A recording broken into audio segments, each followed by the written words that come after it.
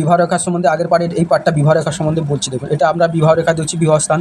এবারে দেখুন, বিবাহ রেখার উপরে যদি বিবাহ রেখা এরকম ভাঙা থাকে তাহলে বুঝতে হবে বিবাহ হলেও বিবাহের মধ্যে গণ্ডগোল, বিবাহের সময় গণ্ডগোল বলুন বা ঝগড়া অশান্তি এটা লাগবে, মানে এরকম বিবাহ রেখা থাকলেও ছোটো ছোটো রেখা এরকম কাটিং বলে বিবাহের মধ্যে অশান্তি ঝামেলা এরকম হয়ে থাকে। আবার এইরকম বিবাহ রেখা থাকবে যদি শনিতে ক্রস থাকে এবং মঙ্গলে রাহু রেখা থাকে তাহলে কিন্তু ডিভোর্স হওয়ার চান্স হয়ে থাকে। এটা একটা দেখার আছে।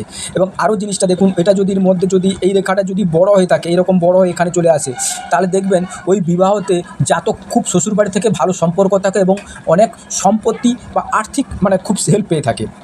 আবার এটা দেখতে হবে যদি এই বিবাহ রেখাটা এরকম বেঁকা হয়ে আছে এবং এইরকমভাবে এই রেখা রবি রেখা হয়ে আছে, বৃহস্পতিতে কস শুক্রতে কস, তাহলে এটা কী হয়, লাভ ম্যারেজ হয়ে থাকে। এটা লাভ ম্যারেজ এর সম্ভাবনা মানে হয়েই থাকে লাভ ম্যারেজ। আবার দেখা যাচ্ছে যে এটা হয়ে আছে কিন্তু ক্রস নেই, এরকম হয়েছে ক্রস, কিন্তু তখন দেখা যাবে কি লাভ ম্যারেজ করলেও বাড়ির মতে বিবাহ হয়ে থাকে, ওই রকম একটা সিচুয়েশান হয়ে থাকে। আরও একটা জিনিস ব্যাপার দেখুন, অনেক সময় দেখা গেছে যে এরকম রেখা আছে, মাঝখানে আছে, এটা রেখা আছে, তাহলে আমি কোনটা বিবাহ দেখব? দেখুন, এটাতে রিলেশনশিপ হবে এবং মাঝখানটা দেখবেন যখন এরকম এটা বিবাহ রেখা দেখতে হবে, এই সময় বিবাহর পরেও আবার এক্সট্রা অ্যাফেয়ার্স জুড়তে পারে, এরকম হয়ে থাকে।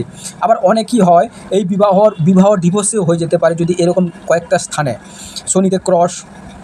এবং আরেকটা দেখতে হবে, অনেক সময় দেখা যায় এখানে জাল হয়ে আছে, এটা একটা শুক্র খারাপ প্রভাব থাকে। শুক্রকে মাস্ট বি লক্ষ্য করতে হবে, নাহলে হবে না। বিবাহের ব্যাপারে শুক্রকে মাস্ট বি লক্ষ্য করতে হয়। যাই হোক, এটা হলো ব্যাপার। আরেকটা জিনিস দেখবেন, এই রকম হাতের মধ্যে যদি দেখা গেছে যে এই রেখা এরকম হয়ে থাকে, অনেক সময় দেখা গেছে এই মস্তিষ্ক রেখা যদি এখান থেকে হয়ে আসে, বিবাহের মধ্যে প্রবলেম, দাম্পত্য অশান্তি, দাম্পত্য ঝামেলা হয়ে থাকে। এবারে আসি, আরও কয়েকটা ব্যাপার আছে।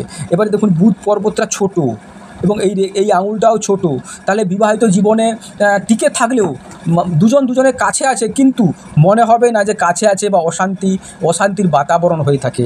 এবং আরও যে ব্যাপারও যদি দেখা যাচ্ছে যে এই রেখাটার মধ্যে এরকম একটা ত্রিভুজ হয়ে আছে, তাহলে কিন্তু খুব ভালো জীবন, মানে স্বামী স্ত্রীর মধ্যে খুব সুন্দর বন্ডিং থাকবে, দুজনকে বুঝতে পারবে, দুজনকে নিয়ে সংসার মানে কি ভালো মিলেমিশে কাজ করতে পারে। অনেক সময় দেখা যায় চতুর্ভুজ হয়ে আছে, এরকম চতুর্ভুজ আছে। চতুর্ভুজ থাকলে কী হবে, বিয়ের মধ্যে মাধুর্যতা, বিয়ের মধ্যে সৌখিনতা, বিয়েকে অনেক দূর দুজনে মিলে যে মানে একাগ্রতা মানে নিয়ে সংসার চালানো, সেটা একটা হয়ে থাকে। এবং বিয়েতে অনেক কিছু ঐশ্বর্য ভালো সম্পদ পেয়ে থাকে। যাই হোক, আর যেটা বাকি থাকলো পরের পার্টে করে দেবো। নমস্কার, চ্যানেলের সঙ্গে থাকবেন, সাবস্ক্রাইব করবেন এবং একটা কোশ্চেন করবেন, যার জন্য আপনাদের সবার জন্য একটা ফ্রি থাকবে একটা কোশ্চেন উত্তর দেওয়ার জন্য।